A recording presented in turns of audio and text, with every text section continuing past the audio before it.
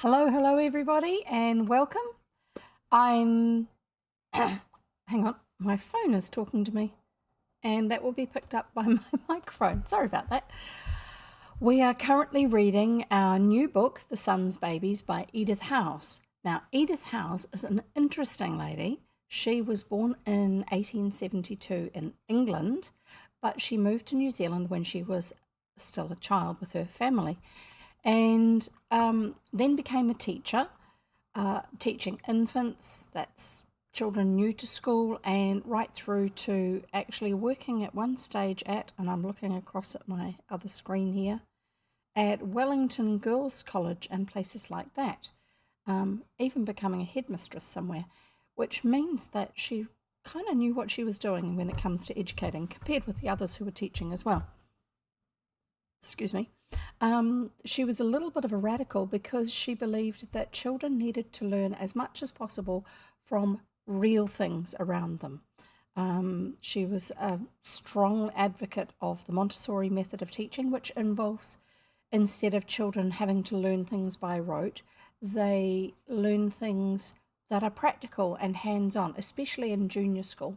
So instead of being left to learn things like how to do buttons up and things like that at home, they had a button board and a lacing board and a thing like that. So you'd have some fabric that was inside a frame, and it would have a buttonhole on one side of a flap of fabric, and then a button, a large button, on the other side of the flap of fabric, and it was available for the children to play with, among other things, and to experiment with, and so they could actually learn for themselves how to put a button through a buttonhole.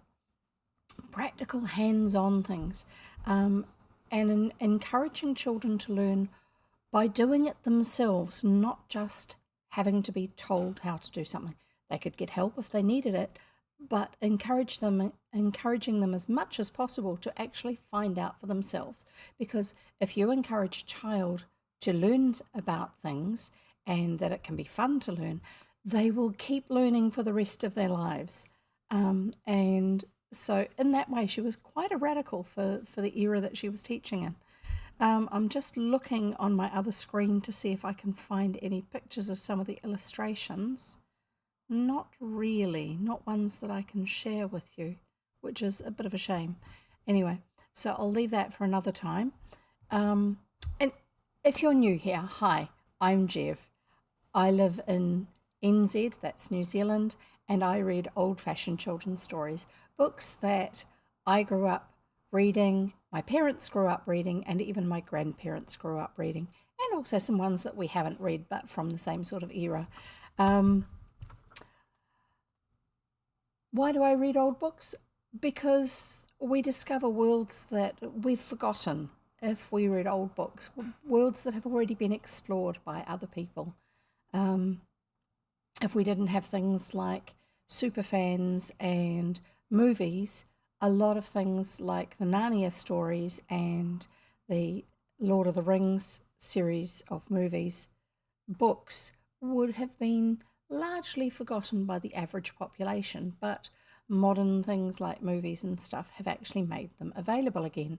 And I would imagine that from that, some people have gone on to read the books themselves, which is often a good way to do it. And a movie can often be a condensed form of a story with shortcuts to how you tell a story. There will be changes, such as the movie The Secret of Moonacre, which is based off a book by Elizabeth Goudge, who's an author we've read another book of, and the book that she wrote is called The Little White Horse, and it has a lot of the essence of what the story is, but it has a different feel to it. Movies are often a great, or TV series even, are a great introduction to a book, but when you read the words for yourself or hear the words being read to you, the pictures draw themselves in your mind if you have that sort of brain. Some people don't have that sort of brain. They don't get pictures in their mind from words that they hear. But if you have, then your imagination comes into play. And when your imagination is used and then stretched, it grows to be a lot more powerful, and it actually influences how we think in other ways how we are able to take in real life information, factual information, and put together pieces of information that we have and then draw conclusions without having actually seen those conclusions for ourselves, because we can picture it in our minds what the conclusion can be. So reading is actually very, very healthy for your brain. And if you can't actually sit down and look at the words and take them in because you're really busy with work or something, then listening to stories being read is another great way of having that happen, because somebody else is not drawing the picture for you. Your own brain is drawing the pictures. So I started reading old-fashioned books live during lockdown, COVID lockdown last year, and have carried on and off for most of that time, since there was a bit of a time in the middle there that I didn't, but I've been carrying on with it ever since otherwise. They are rough reads. I don't chat when I'm reading a chapter. I chat in chapter breaks, but I call them rough reads because when I make a mistake, since I'm reading live, you get to hear the mistake. If I interrupt myself, you get to hear the interruption. That is not edited out. It's a live read. And also, if I think that there's something that is intriguing or I'm puzzled by, or that I think that maybe I understand because of my experience with reading old books that some of my listeners don't know, I may explain something. And that can often give us some lovely little rabbit trails to follow up on. We do have a Discord server. You're most welcome to join it. And please feel free to contribute there, whether you find illustrations based on some of the stories that we've read that you would like to share, or if you've been to places that are hinted at in some of our stories, or that remind you of some of the places that we read about. Places, people, activities even. If you're not sure about something and you look a word up, please share it in our Discord server so that others can learn about those things too. Share the excitement of the discoveries that you're making. So, before we start reading, I do have one set of guidelines. It's a good idea to have something to drink, something to eat, and I have a snack today. I have some cheese and crackers here, more than just that one, and somewhere comfortable to sit, if possible, so that you can actually enjoy listening. So there we go. We shall carry on reading, and I'll do it my proper way. I'll tell you the name of it. After having done all that blether, I will give you the name of it and the author properly just before I start reading, in case somebody skips in and has missed all the introduction or is listening, not looking. So we are reading The Sun's Babies by Edith House, and we are reading the section, because this book doesn't use chapters, it uses sections. We are reading the section called Willy Wallflower. And that's the other thing, is because they're old-fashioned books, they sometimes use words a little bit differently to what we do these days. So instead of getting the giggles and being silly little school kids, we will just accept that as being the way that people said things. Okay, Willy Wallflower. The sun shone gaily, for it was the middle of summer. The flowers in the garden made love to the bees and tossed their pretty heads at one another. That's a phrase that they used to use to make love to, was like flirting, but not in an aggressive way. It was a gentle encouragement type of phrasing, but with a sense of attraction to it. There you go. The flowers in the garden made love to the bees and tossed their pretty heads at one another. Only Willy Wallflower stood green and straight, for his flowers had not yet come. "Wake up, Willy Wallflower," called the roses. "It's time you showed us your flowers." "Not yet," said Willy Wallflower. "They are not ready." "So how slow you are," cried the white lily. "If you do not hurry, the summer will be over and the bees gone. Then what will be the use of your flowers?" "I cannot help it. I was planted late and am now busy making my wood," the strengthening of the stem that holds the plant. "I will bloom when my time comes." The summer passed and the autumn came, but still Willy Wallflower had no flowers, though he grew taller and stouter every day. Then the cold winter came. The flowers shivered themselves away to nothing. The bees took to staying in the hive all day. They keep each other warm in there. The snow and ice passed, and the keen spring winds began to blow. Now Willy Wallflower was ready to make his flowers. He wrapped the little buds in their warm round tunics and set them in clusters amongst their sheltering leaves. "Grow high and open out," he said. Slowly they grew high, and at last one mild day they pushed aside their tunics and opened out. They were very beautiful. 4 red velvety petals spread widely out on each side. In the middle there were 6 pale yellow stamens and a fluffy double pistil head. Below the fluffy head was the long, slender seed case where the tiny baby seedlings waited for the pollen grains that were to make them grow. "Where is our pollen?" the babies cried eagerly. "Be patient," said Willy Wallflower. "Soon the bees will bring it."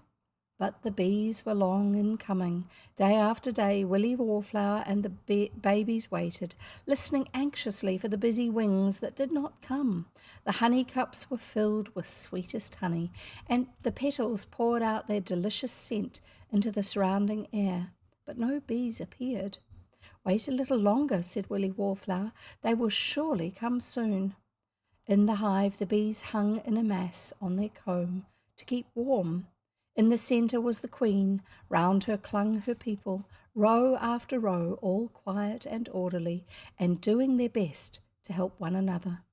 As the outer ones grew cold, they passed into the centre. At meal times, the inside ones passed out the honey to the others. From mouth to mouth it was passed, till it reached the other row, everybody waiting his turn and showing no greediness. Every now and again they beat their wings to keep warm, but otherwise they were still as they had been all the winter. One day a breath of warm air floated in through the door. "That feels like spring," cried the bees. "Perhaps the flowers are waking." Scouts were sent out to see. Soon they came back. "The crocuses and primroses are opening," they reported, "and Willy Wallflower is all in bloom waiting for us."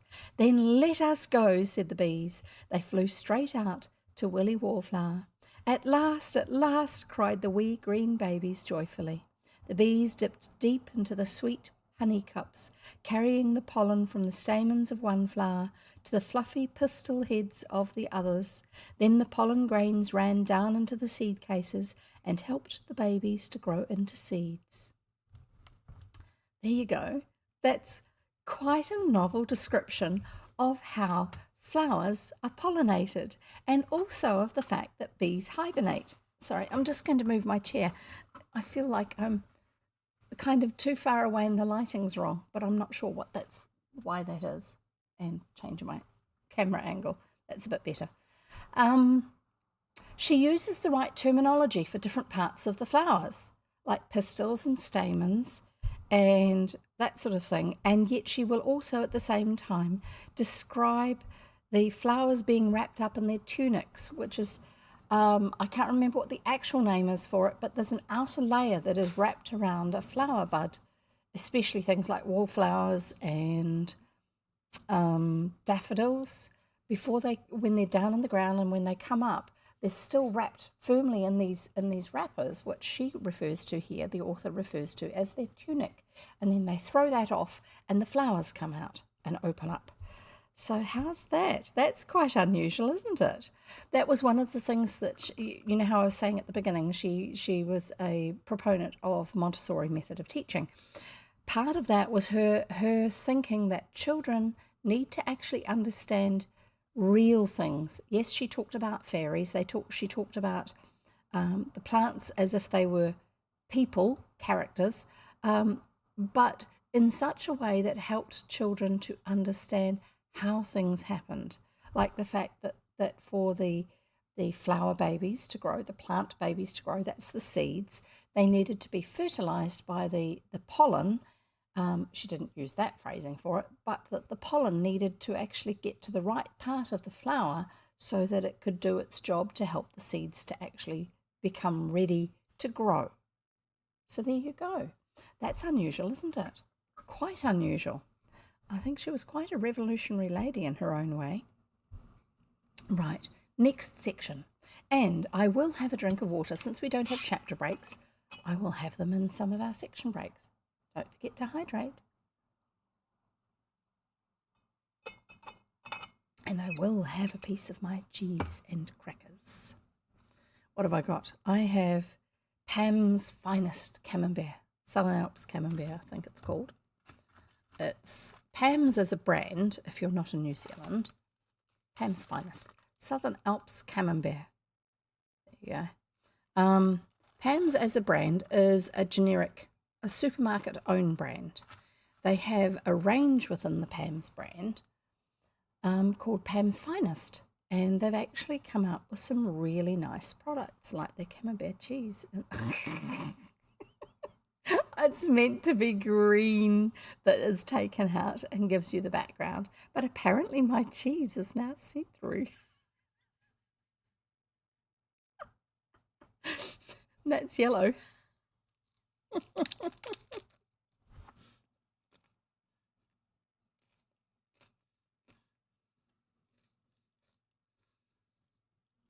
What a scream. If you can't laugh at yourself, then you really need a break. And the other thing I've got is my coffee. I do have some flowers today. If you came here following a link from my Instagram posts, you'll know about my flowers. If you came from Twitter, you won't have seen my flowers yet because Twitter only cross-posts the first image, if this then that app. Only cross-posts the first image to Twitter. But I use it because it at least shows you a picture instead of just saying, here's a link. But I will show you my flowers for those of you who haven't seen them yet. So that's the coffee out of the way. I try to get my coffee out of the way early enough in the day so it doesn't stop me sleeping at night. Here we go. These are my flowers. And they're very, very, very bright pink. That is the colour you're seeing there is the colour that they are. I have not enhanced that. That is, yes, I know some of the bits that are yellow are and the leaves are disappearing as well because the green screen effect that I'm using. Now, those are roses that are grown from, they're a climbing rose, I think that's what you call them, or a hedging rose. They grow great big long stems, and then if you just leave them, they grow into this great big like mountain of rose stems, and they have lots of thorns on them. I've had to trim them off, some of those. And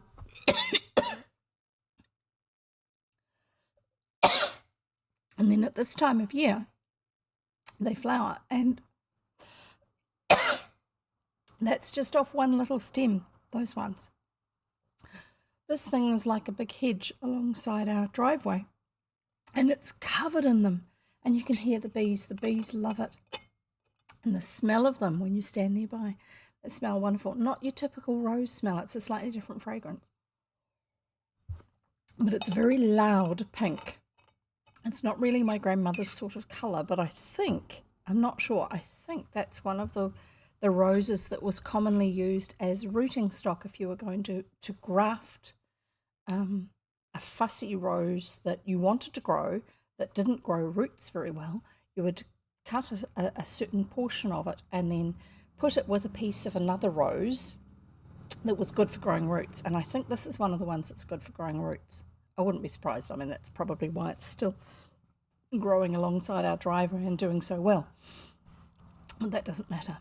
So now you've seen my amazingly pink roses. We shall carry on. And I'll try not to cough and splutter too much. Sweet violet. A little girl brought a violet plant and a pansy plant to her teacher. "See," said she, "these were given to me. May I grow them in school?" "Certainly," said the teacher. "Here are 2 little pots. We will plant them both and set them on the broad windowsill. You can water them each day, and we shall see how well they will grow." "This is dreadful," said the pansy to the violet as they stood side by side on the windowsill. How shall we bear the dust and heat of this room after the fresh, sweet air of the garden? I am sure I shall die. Oh, it's not quite so bad as that, said the violet. It certainly is not so pleasant as the garden. Sorry, as the garden. But when the window is open, one feels better, said the violet. My leaves are covered with dust already. How is one to breathe? Grumbled the pansy. So are mine, said the violet, but never mind. Don't think about it. Let us turn our attention to making our flowers. You don't mean to say that you think of making a flower here? Cried the pansy. What would be the use? You would never be able to make good seed, for no bee or butterfly will ever find its way in among these close buildings. One never knows what may happen, said the violet. It is better to be busy than to mope. That's true. That's true. Sometimes we just need to give ourselves something to do. She set to work to make her flower, and took just as much care over it as if she had been out in the garden. She covered the slender stalk and pointed sepals. That's a particular part of it, the sepal. I think that's the piece that covers over the petals underneath, like on a rose. I'm trying to show you something where you can't see it. So on a rose, on the back of the flower, this, I'm not sure, this might be the sepal. This little piece here, there's like a row of them poking downwards. They were up and they were covering the rose, and then they go like this and come down and then let it open out. I'm not sure, but that may be what she means by a sepal. You can look it up, a sepal, S-E-P-A-L. She covered the slender stalk and pointed sepals with soft white fur and filled her seed box with tiny green balls. That will be the seeds. Then she drew honey guides down her blue silk petals, made her pollen, and filled her quaint honey bag with honey, just as if she expected a bee or a butterfly at any moment. Now, in reality, what is in a flower is actually called nectar, not honey. But the children that the author's writing for won't mind that difference. Honey guides, they're a thing. They are real. You don't see them with your own eye, but if you look at certain flowers under different lighting, like infrared or ultraviolet light, there are things which bees can see, lines that point downwards on a flower's petals towards where the nectar is, which is what the bees are going there for. There you go. So she's giving them some actual scientific basis. Then she drew honey guides down her blue silk petals, made her pollen, and filled her quaint honey bag with honey, just as if she expected a bee or a butterfly at any moment. You are wasting your time, said the pansy, who was doing nothing. I am busy, and that keeps me happy, said the violet. She scented her petals and set her brushes on them. Yes, they have little wee fluffy bits down the base of the petals. My violet has a flower on it, cried the little girl. Oh, how sweet it smells. She watched the sun shining through the blue petals as the flower hung over the pot, and her eyes shone with pleasure. All through the day she turned to look at the violet as soon as each little task was done, and at night she told her mother what had happened. I shall not mind if no bee finds me now, said the violet. My flower has given so much happiness that I am content, even if I never make good seed. The pansy had nothing to say. A few days later, a wonderful thing happened. A bee came buzzing in at the open window and flew straight to the violet. Sweet violet, he said, I have found you at last. Your scent came out to me as I was passing, and I have sought for you in all the windows. Have you any honey for me? Plenty, cried the violet joyfully. Dig deep and take all I have, dear friend. Thank you, said the bee. I will give you some pollen from your cousins in return. They are blooming in a window box in the next street. Yes, because plants actually do best if the pollen is not from their own, like on this rose. Sorry, you're getting the science lessons today. Ow. Thorns. I'm trying to see if I can turn this flower around a bit. And so there's where the yellow by my finger there, that's where the pollen is. And flowers grow better seed if it's not the pollen from this flower that goes into the middle of this flower to make the seeds grow, but the pollen from this flower goes to this flower, or to this flower, or to flowers on another branch or another bush down the road or in another part of the garden. It helps to keep the plant, if it grows new ones from seed, actually helps it genetically to be a stronger, healthier plant for the next ones that grow. It's a bit like with photocopying. I don't know if you've ever used a photocopier, but if you have, you might understand. If you take an original picture and you take a photocopy of it, and then you don't use your original, but you take the photocopy that you made and take a photocopy of that, and each time you take the one that you've just made and take a photocopy of it, you won't end up with a very good quality result after you've done a number of those.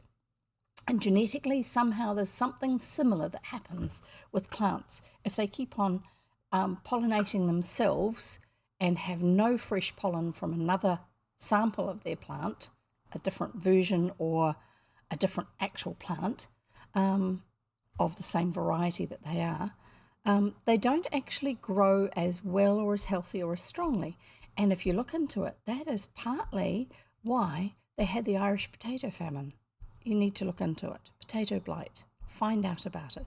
It's because they were growing their potatoes from seeds, literally from seeds. And the seeds were all descended from the few potatoes that were brought back from the New World, the Americas, and they didn't have any fresh genetic material coming in from other ones like they would have done in the Americas, where you get pollination from everybody else's crops and stuff like that. And that was a big part of why they actually had such a problem with the potato blight, which caused the Irish potato famine, which caused a whole lot of other problems. So having pollen from other violets actually helps to keep the seeds of the violet so that they are stronger and more effective for the next generations of the plant that are grown from the seed. So there you go. Anyway, so that was a long aside, science lesson for you. So he said, Plenty, said the violet joyfully. Dig deep and take all I have, dear friend. Thank you, said the bee. I will give you some pollen from your cousins in return. They are blooming in a window box in the next street. He brushed tiny pollen grains off his head and gave them to the violet. Thank you, said the violet. Please take some of mine back to my cousins. She laid some of hers on his head, and he flew off. Filled with joy, the violet set to work to make her little green balls into seeds. Well, if I had thought a bee really would come, I would have made a flower too, said the pansy. It's too late now, isn't it? And that's the end of that chapter or section. Sorry, I've got an itchy eye now.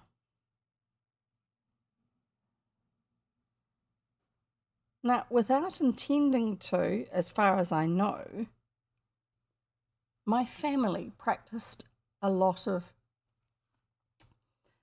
the principles that underlie Maria Montessori's teaching ideas.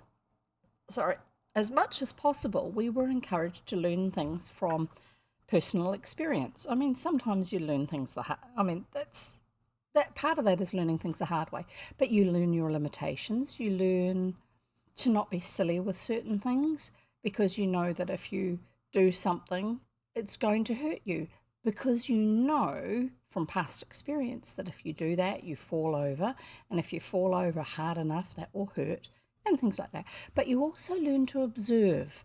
So I grew up, we would, especially with my grandmother, the one who had lots of books, we didn't just spend our time looking at books, we were out in the garden. She had a vegetable garden and she had flower gardens. That's why we got the roses. And one of the things I remember when I was quite little was I hadn't even started school, so I wasn't 5 years old. She was doing some work in her vegetable garden, and in her vegetable garden she had some plants that grew to about an adult's knee height, and they had some blue flowers on them and lots of little leaves, and they were called lupines. Not the big flowering ones that you get in the South Island of New Zealand, the Russell lupins, but these are some other ones. I think they're referred to as field lupins. And she was in her vegetable garden, and these were growing in parts of her vegetable garden. And she had her spade, and she was taking the tops of the lupins, gathering them up in one hand, and then taking her spade, bring my hand across, and cutting down into the stems just at ground level to cut them off. And I was looking at it thinking, that's a bit strange, because I had discovered that because she had been digging the soil prior to these growing there, and because it didn't dry out, because these were shading the ground over it, that the soil was quite soft and you could actually pull these out very, very easily. And so I said to her, just remember, I wasn't 5 years old. I asked her why she was cutting them off at the ground instead of pulling them out. And I demonstrated by pulling one out. Now, she didn't tell me off. She understood that I didn't know what was going on, what the idea was, and I hadn't done any damage, wasn't a problem. And so she took the time to explain to me. I wasn't even 5 years old.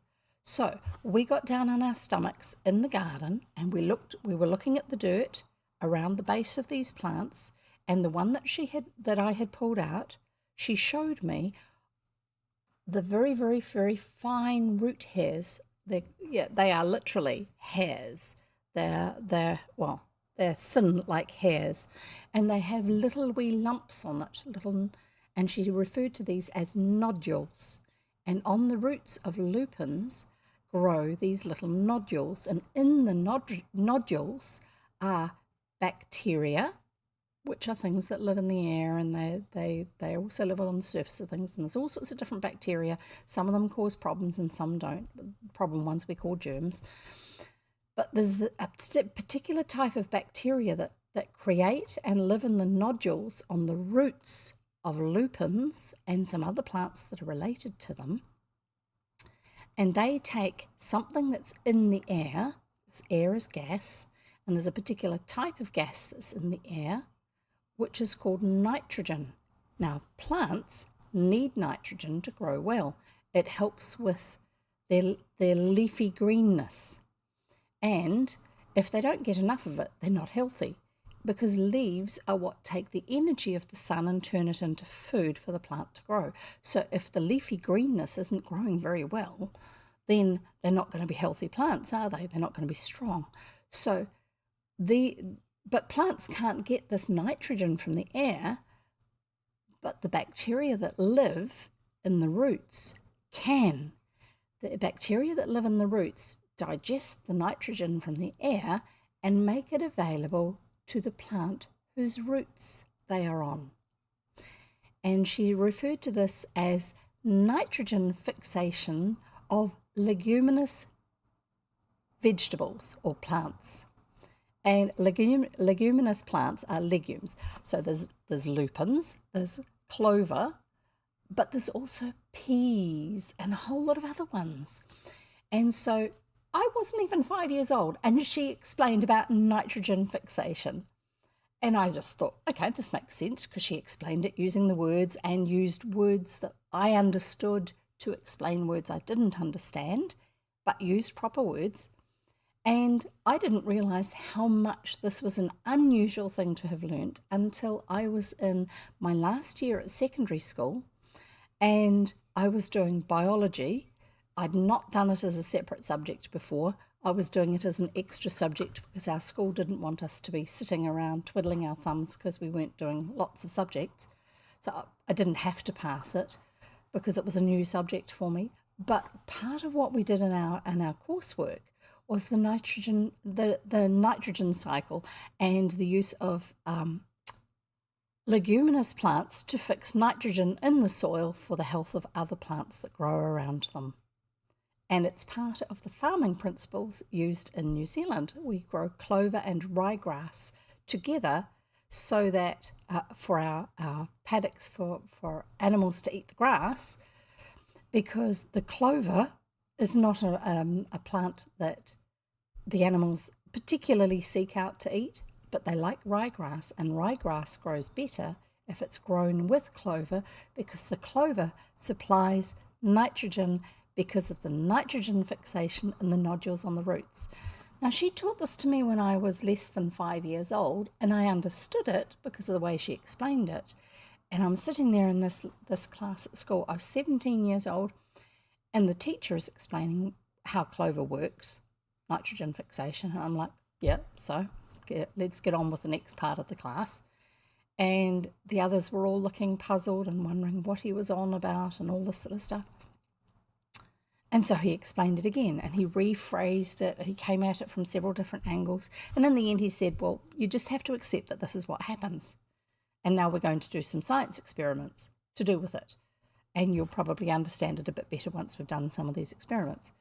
And I'm sitting there thinking, that why does nobody understand this? I mean, this is just so basic, so easy. Everybody knows this. Oh, why do I know this? Because my grandmother told me when I wasn't even 5 years old, because we were looking at the plants in the garden, and she was explaining why she was cutting them off at ground level. So there you go. Never assume that children will not learn from what you teach them. Take the opportunities when you have them. They don't have to be your children either. And this author, obviously, was a fierce advocate of learning from whatever opportunity you get without it being boring. Yeah, and my grandmother was the same. So anyway, there you go. There's your science lesson for today. Maybe, but we're going to do some more of this reading. So we'll get on to the next section, shall we? After a mouthful of water. We've got long asides today. Long asides because it's all to do with things so far that I have had experience of and learned about myself. Anyway, today the next section is The Cherry Children, and this is in the book The Sun's Babies by Edith House, for those who've forgotten or who've just arrived. The Cherry Children. It was early spring. The Cherry Children woke up and called, "Mother, may we go to play now?" "Wait till I have made your fairy boats," said the Cherry Mother. They lay still and waited, and she made their fairy boats with white silk sails. Then they sprang up and played in the sunshine, sailing to and fro on the spring winds and throwing tiny scent balls out into the air. The bees and butterflies and silver moths came to visit them. Everybody laughed and chatted and were happy. After a while, the Cherry Children grew tired. "Mother," they called, "we have played enough. We should like to rest now." "Creep into your little green cradles," said the Cherry Mother. "Rest there and grow while I make your cradles big." They crept into their cradles. The mother gently loosened the white sails and dropped them on the ground, where they lay like scented snowflakes. Then she made the cradles bigger as the children grew. She lined the wooden walls with softest satin and covered them with a thick green covering. The winds blew and rocked the little cradles to and fro. From the neighbouring trees the birds sang soft lullabies and watched and waited. The green cradle coverings turned deep red. Once more the Cherry Children woke up. "Mother, we wish to grow," they called. "The birds are coming. They will carry you away to grow," replied the mother. The birds came in flocks and carried the children away in their beaks. They pecked off the sweet red coverings and ate them, dropping the hard wooden cradles onto the ground. There the autumn leaves covered them when they fell, and the rain showers washed them further and further into the soft earth. One day the wooden cradles split open at the sides, and out peeped the Cherry Children. They grew down and up, and soon wherever a cradle had fallen, there stood a young cherry tree, slender and green. So you're figured what the white sails were. That's the petals on the flowers. Anyway, next section, the Daisy Fairy. She was a dainty little fairy, and all her work was daintily done. The river bank was so gay with her sweet pink-tipped daisies that everybody admired it. The bees loved the spot. One day she noticed that a hill standing near had no flowers on it. I must make that beautiful too, she thought. So she flew across and planted a daisy seed near the top. That is absurd, said the hill. How can a thing so tiny be of any use to me? Wait and see, said the fairy. To the seed she said, swell and sprout and grow up and down. The seed swelled and sprouted and grew up and down. When the fairy came again, it had a root and a stem. Now make your leaves, she said. When next she came, the leaves were made. Very well done, she said. Now I will help you to make your flowers, for they are most important.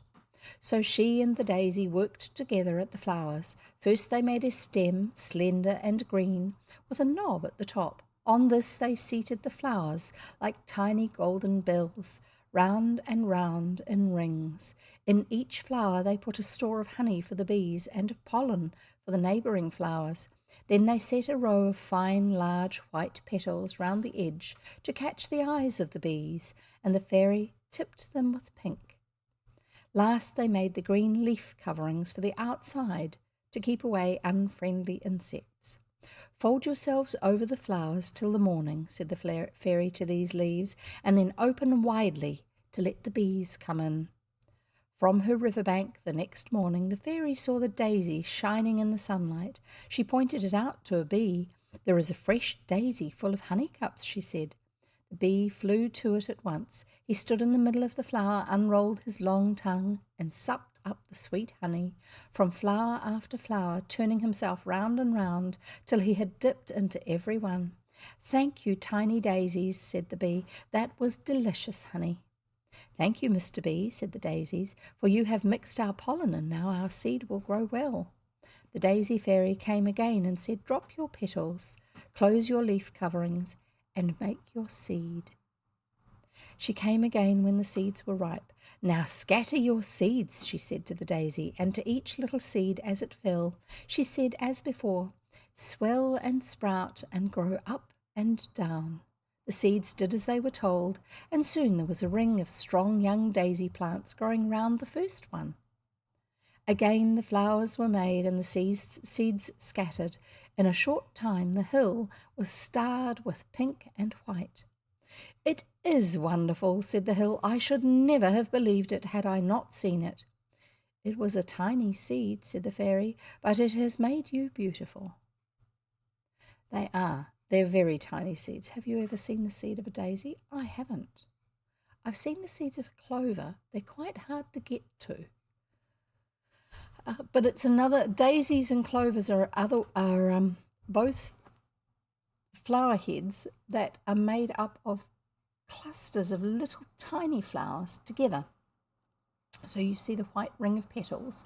The centre is not like a centre of a rose. It's actually a cluster of a whole lot of tiny, tiny little yellow flowers. Have a look next time. Get really, really close. And if you wear glasses because you're short-sighted, take your glasses off. And if you wear glasses to read with, put them on and see if you can see the tiny, tiny little yellow flowers in the centre of the daisies. I'm going to have a cracker and a mouthful of water, and then we're going to read some more.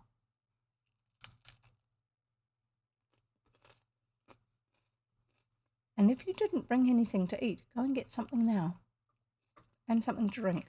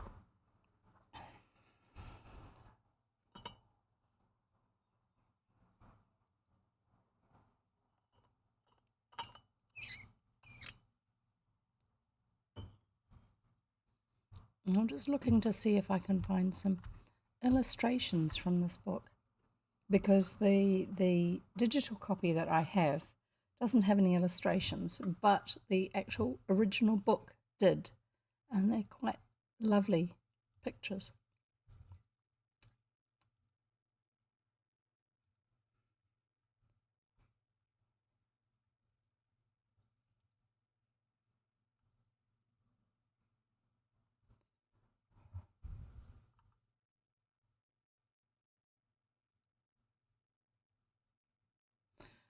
Okay, I can't really find any that I can share with you directly, but if you join our Discord server, and I'm going to give you the link for that after I've just put that back to where I can see what I need. I'm going to type into the chat for you what our Discord server is.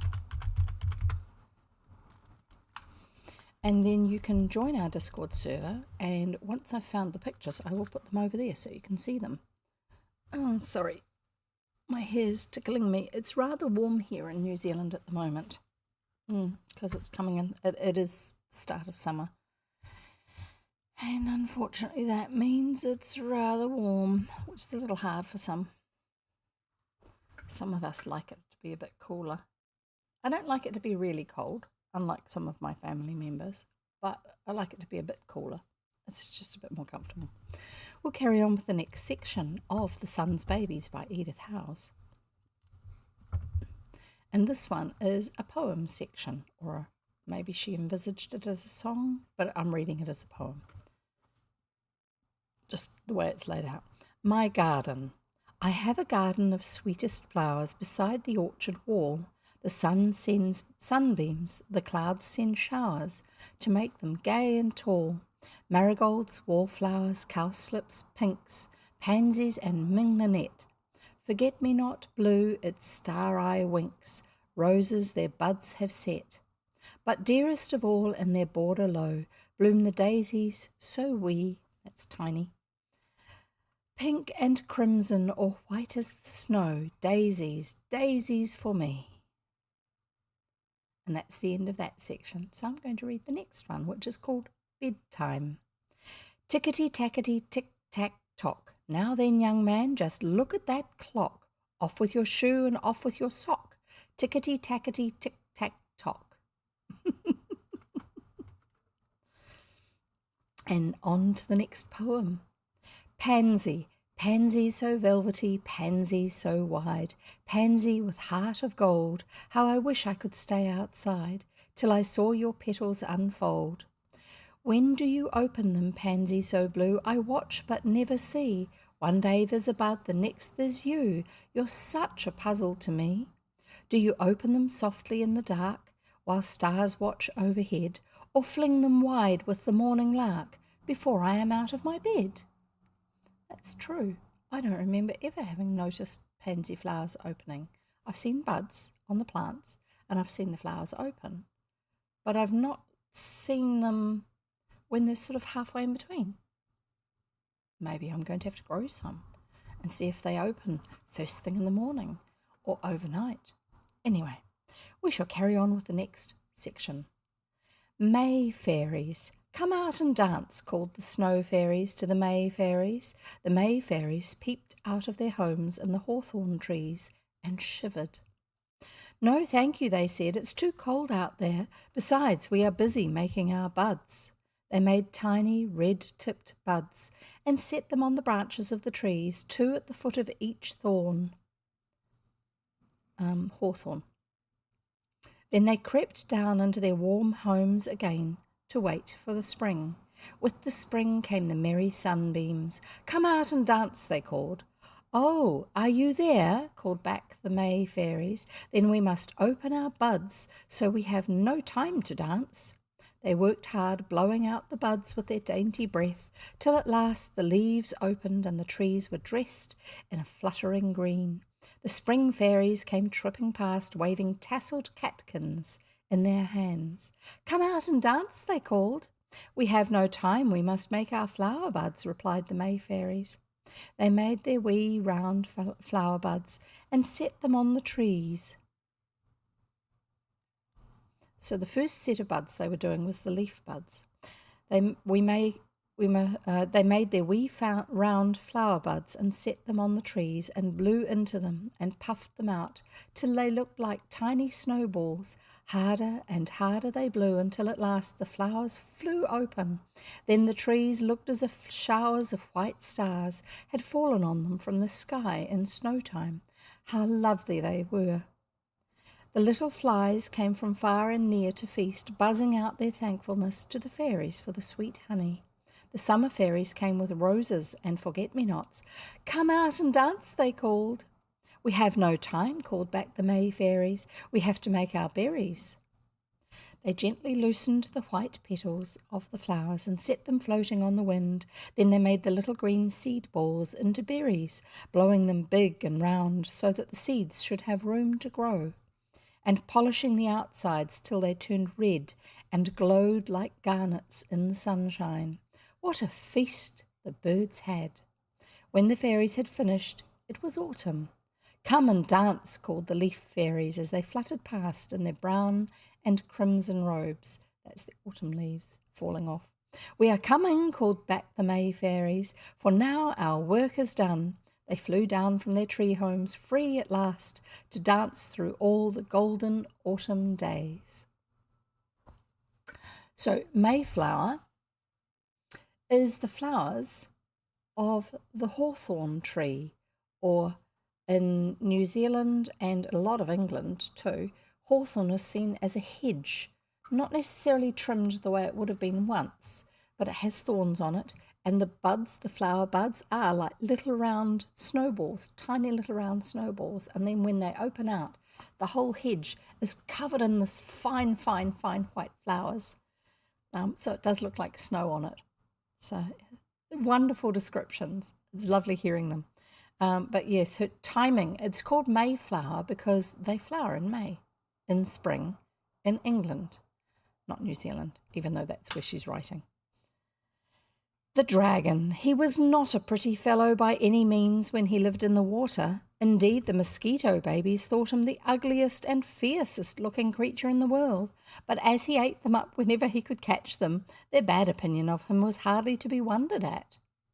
They all lived in the pool. The mosquito babies felt that it would have been a happy life if it had not been for the dragon. He would lie so still and grey in the water that they would think he was only a stick, but as they came near, his horrid mask would open and out would shoot his cruel jaws. They would be swallowed before they had time to think any more. What an appetite he had! It seemed as if all the mosquito babies in the pool would never satisfy him. But one day his appetite failed. "I feel very queer," he said. "I will go up into the air." He crawled slowly up a reed and hung on it above the water, and there he seemed to sleep for days and weeks, neither moving nor eating. The mosquito babies could have had a good time now if there were any left. As he hung there, his skin grew strangely hard and dry and shrunken, as if it were becoming a lifeless case, and that is just what was happening. Inside it, the dragon was growing into something quite different from what he had been.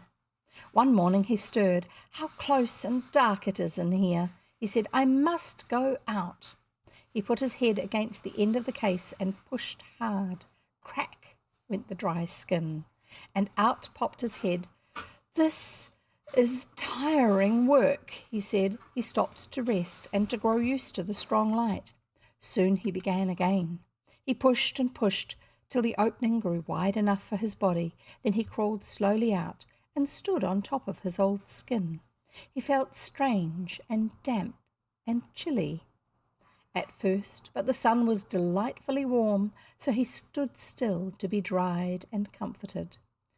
"How changed I am," he thought. Indeed, the change was wonderful. The flabby grey body and the ugly mask and claws were gone. In their places he had a long, slender body, barred with black and gold, a shapely head with 2 big bronze-green eyes and delicate feelers, and 6 supple, finely jointed legs. And he had wings! Yes, 4 beautiful, beautiful wings. He raised them one by one to dry them. He quivered with joy as he looked at their delicate lacework and lovely colours. How fine they are, and how glorious it will be to fly, he thought. Soon he was dried and warmed. He spread his glittering wings, rose into the air, and sailed away to play with his cousins and catch moths. A pool dragon no longer, but a shining dragonfly. Did you know that? Dragonfly larvae, that's the pool dragon, eat mosquito larvae, which are the little mosquito babies in the water. Maybe we need some of those in our pond, dragonfly larvae, so they will eat the mosquito larvae, so we don't get mosquitoes at night. That would be good, wouldn't it? I think our pond water isn't clear enough. It's tainted by the clay of the ground that is in. It's just the sort of soil we have around here. Next section. Gold Broom and White Broom. On a piece of wasteland lived the Broom cousins.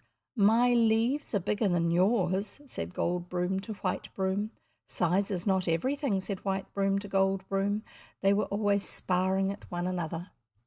Buds came on the branches, then the flowers sprang out and danced in the sunshine. How pale and small your children are, said Gold Broom to White Broom. Mine are golden and well grown. See how strong and happy they look. Yellow is such a common colour, said White Broom to Gold Broom. White is much more refined. My children are not overgrown, but they are dainty, and how sweetly they are scented.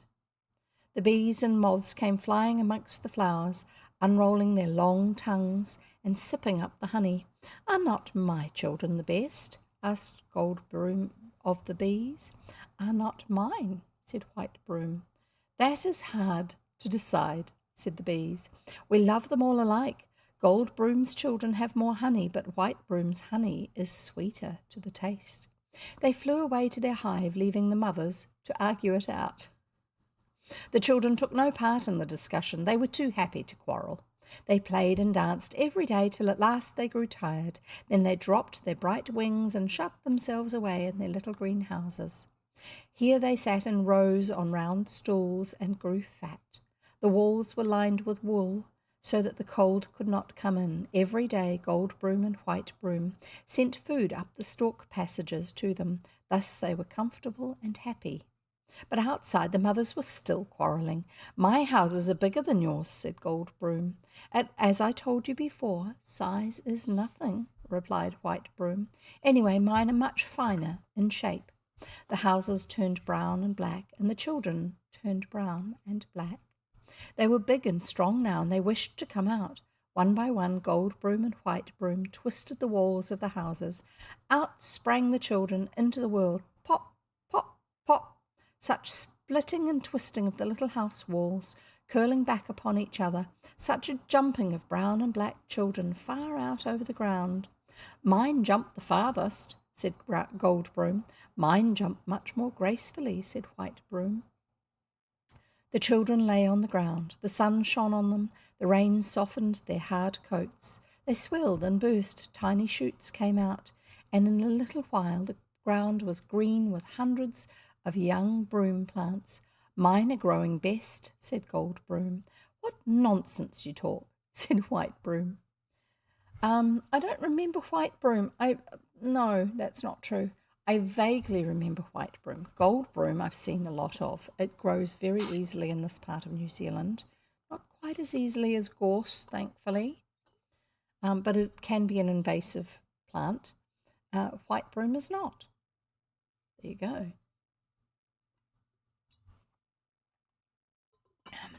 We're between sections, in case you hadn't figured that out.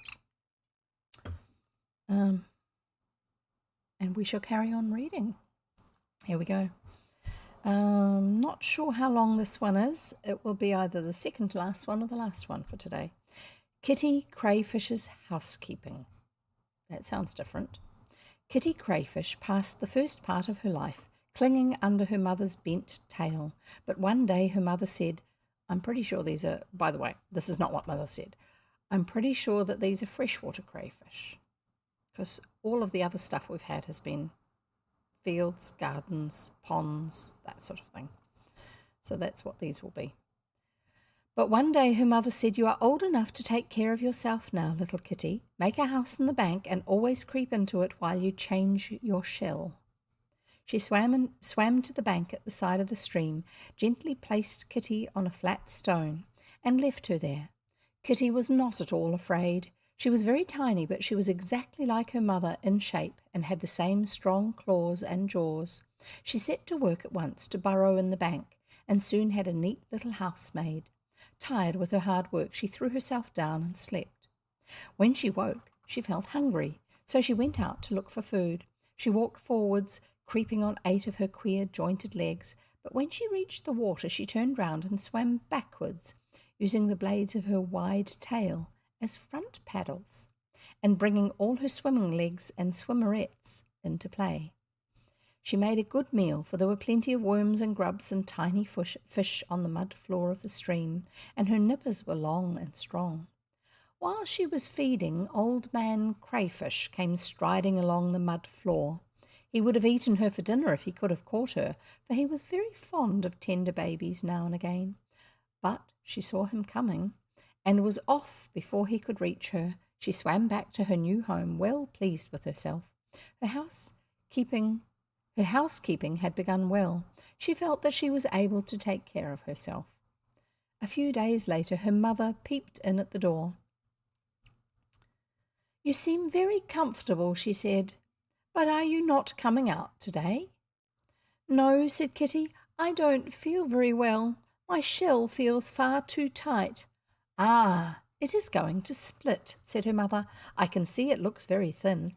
You are quite right to stay in. Don't show yourself till the new one is hard, or somebody will devour you." Kitty stayed in her house, lying still and feeling very queer. By and by her shell split across the back, just beneath her shield. She pushed her head out through the slit, then she slowly drew the rest of her body out, till she stood quite outside her old shell, shivering and cold and a little afraid. Her old covering lay there, legs and feelers and shield and tail, even the skins of the eyes on their little stalks. She herself stood in a new shell, exactly the same in shape, but quite soft and slightly larger. Afterwards, Kitty became accustomed to these wonderful changes, for she grew so fast that she had to have a new shell 8 times during the first year of her life, 5 times the second year, and once every year after that till she stopped growing. Each time she had to hide in her house till the new shell became hard enough to protect her. Then she swam out again, hungrier and stronger than ever. She had been living in her burrowed house for years, making it bigger as she herself grew bigger. She is there today. She is a mother crayfish now, and carries her little ones under her tail until they too are big enough to keep house for themselves. And that does happen. That is how it works. Even with ocean crayfish, they also shed their shells. I don't think they do it quite as often though. Shrimps, prawns, they do too. A lot of those things. Creatures that have exoskeletons, that means they have an outside shell, because when they first hatch from their eggs, they're not full size, are they? And if you've got a hard surface on the outside, you can't get to be bigger, because the hard shape on the outside will stop you getting bigger. So you have to get rid of it and grow a new one. So there you go. The garden party. I think this one will be the last one for today. The garden party. It was a lovely summer morning. Everybody in the garden was busy, for in the afternoon the flowers were to give their great garden party. The bees and flies and moths and butterflies and little beetles were all invited. In the pansy plot, the pansies put on their best velvet frocks and brushed their little green shoes. The lilies dressed themselves in white and hung bags of golden dust round their necks. The sweet peas and roses and larkspurs were gay in many-coloured silks. They sprinkled scent over themselves and filled their honey jars full of sweetest honey for their visitors. All was cheerfulness and hustle. At last the afternoon came and the visitors arrived. What excitement! Such a buzzing and chattering, such a bowing and smiling and polite shaking of wings and feelers. The bees and moths and flies and butterflies and little beetles flew about, singing with pleasure and drinking the delicious honey provided for them. They told the smiling flowers,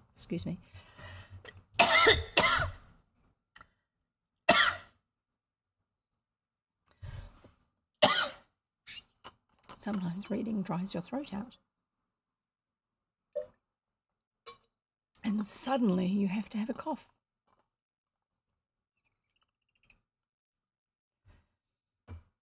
They told the smiling flowers how lovely they were, and the flowers in return dusted them with their golden dust. That's the pollen. As the visitors flew from flower to flower, they carried the golden pollen dust with them, leaving a little here and there. Thus the flowers were able to exchange. At last the party was over. The guests flew home, well pleased, and the garden was quiet again. Night came, the flowers dropped their heads, and many slept. But in the darkness, some were awake, and they began to whisper to their neighbours. Did you exchange? The answers came, yes, we did too. So did we. I shall not open tomorrow, said a pansy. My exchanges are all made and my seeds are beginning to grow. The bees found my honey easily because my honey guides helped them. So they carried all my pollen away and brought plenty from my cousins. That is so with us, said many of the others, but some said, we must keep open a little longer. Our seeds are not all growing.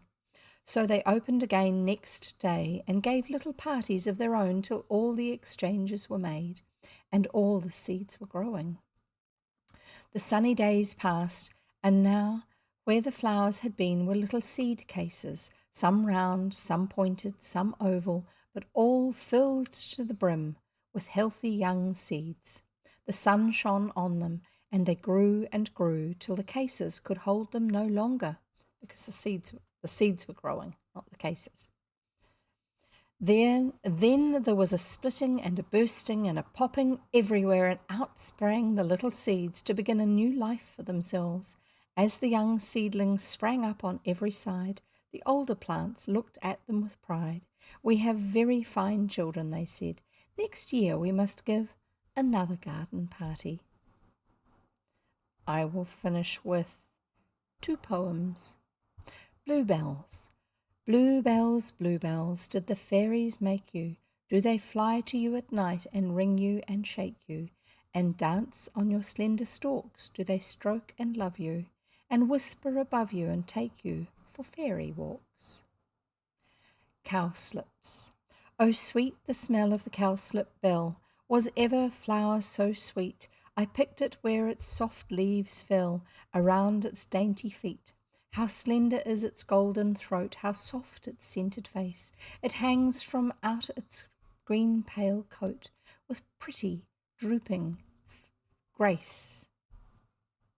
Cowslips. Cowslips are related to primroses and other ones like that, but they are a bit more shy and not as colourful, not as strongly coloured. But they are cowslips. There you go, you can look them up. And that is it for, sorry, I'm having a hard time bookmarking it so I can get to the right place again. There you go. There's today's reading, all about different plants and how they grow, and some insects and other creatures. You never know when you come along to Jev's story time what you're going to learn about, do you? It's not just about odd stories. Now, I'll give you, for those who've arrived later, our Discord server and our YouTube channel,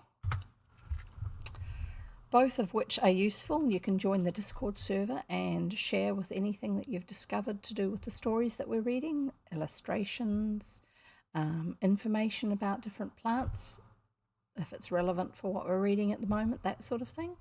And also YouTube is a great way to listen to stories I've done previously, to listen to books. I have playlists of the different books there. So there you go. What have you got planned for the rest of your week? Have you got something fun to read? Something nice to eat, drink, somewhere nice and comfortable to sit while you're reading? I hope so. And I look forward to seeing you next time.